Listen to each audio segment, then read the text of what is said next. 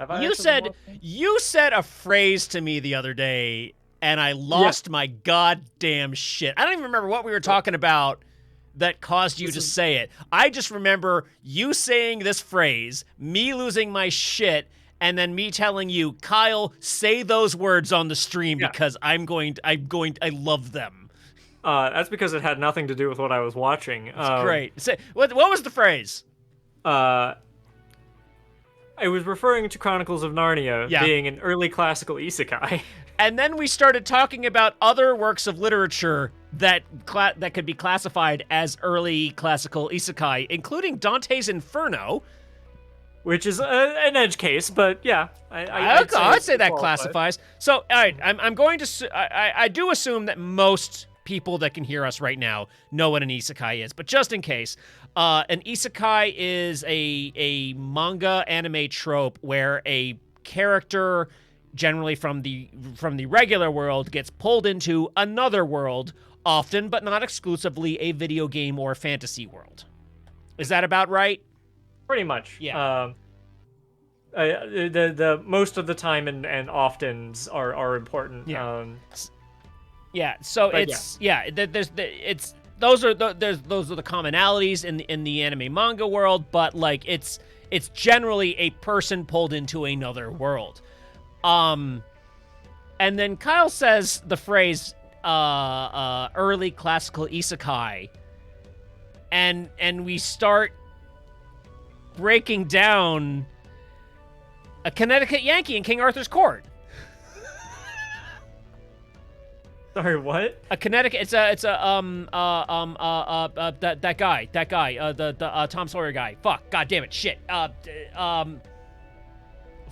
What was that writer's name? Kill me. Lost. Kill me to fucking death. Not on this stream. Oh yeah, that's not allowed on this stream. Mark Twain. Thank you, Jeff. Thank you. Jeff, I'd say Dante's Inferno is him going to a different place more than a different world.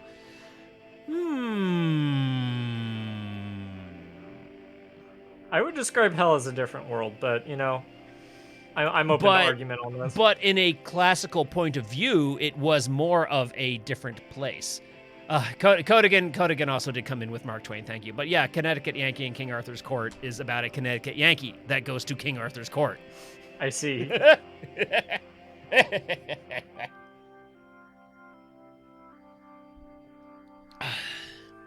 I love... Okay, Lion, the Witch, and the Wardrobe, definitely. Mm-hmm.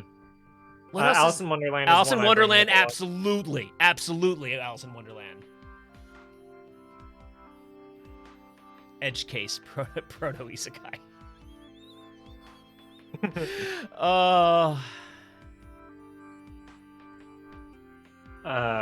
Help us out, folks. What else we got?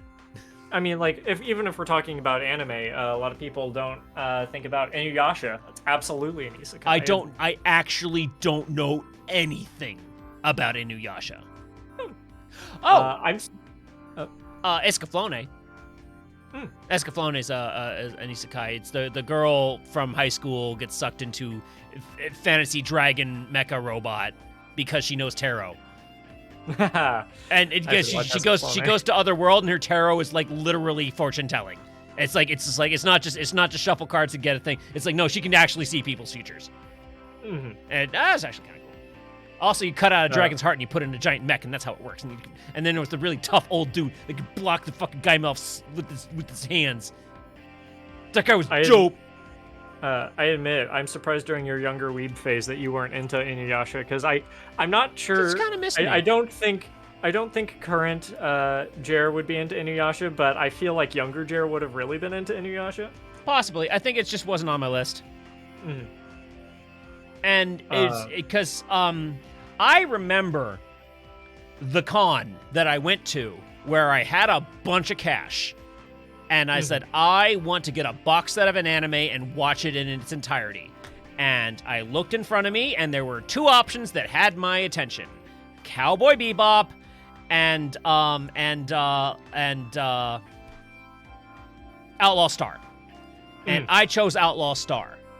I chose poorly. You did. There's nothing wrong. Like, Outlaw Star is just fine. but I should have chose. No, but it's not Cowboy Bebop. And it is not Cowboy Bebop. And I have never sat down to fucking watch Cowboy Bebop. I've watched the movie. The movie is fucking great. I've watched a few episodes of Bebop. I have not actually sit down and watched the whole goddamn series, and I'm ashamed.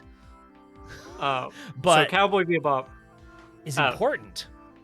Cowboy Bebop's important. Outlaw Star did not age well either. Nah. And I didn't even finish in it. The normal ways. I didn't even finish it. I got to the one where the kid met a girl and liked her, and then she died in a fight with him, and he didn't know that he was fighting her. And then he goes to meet her at their date, and she just doesn't show up. And he's like, "Why didn't she show up?" And he has no idea that she was the one that they fought in space, and he killed her. Yeah. And I was like, "That's too one of much." The good bits of. That's one of the good bits of storytelling. Yeah, it was. Or when it tries to do poetry, and the writing is just horrible. I don't remember anything else about that. They had magic bullets. Yeah, that's what I remember, and it's just like I don't remember much else about that show other than that one scene that made me just like tap out for feels. There are some really cool moments and cool bits, but it's overall written very poorly, and it's the sort of thing you don't notice when you're 17 watching anime. But it's the sort of thing when you're an adult published author and take the craft of writing very seriously that you just can't. Can't anymore. Yep. Sesshomaru. Sesshomaru. He is a character from Inuyasha. Got it. Jif Bob says that it's more time travel, but I'd argue that it counts as isekai simply because the, quote, place they travel back to is way more fantasy than their modern world would imply.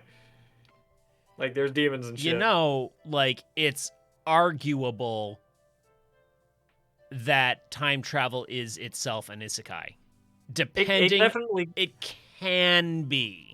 An important part of an isekai would be the sort of being stuck there or accidentally there. Time travel stories tend to have a level of exploration about them that I don't think fits under an isekai.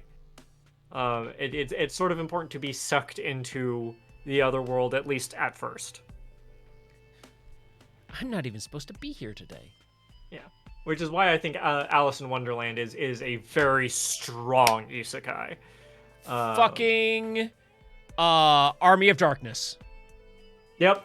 Army of Darkness is absolutely an isekai. Yep. I hadn't thought about that one. Woof. That came to because I thought of Kevin Smith, and then I thought of God, I've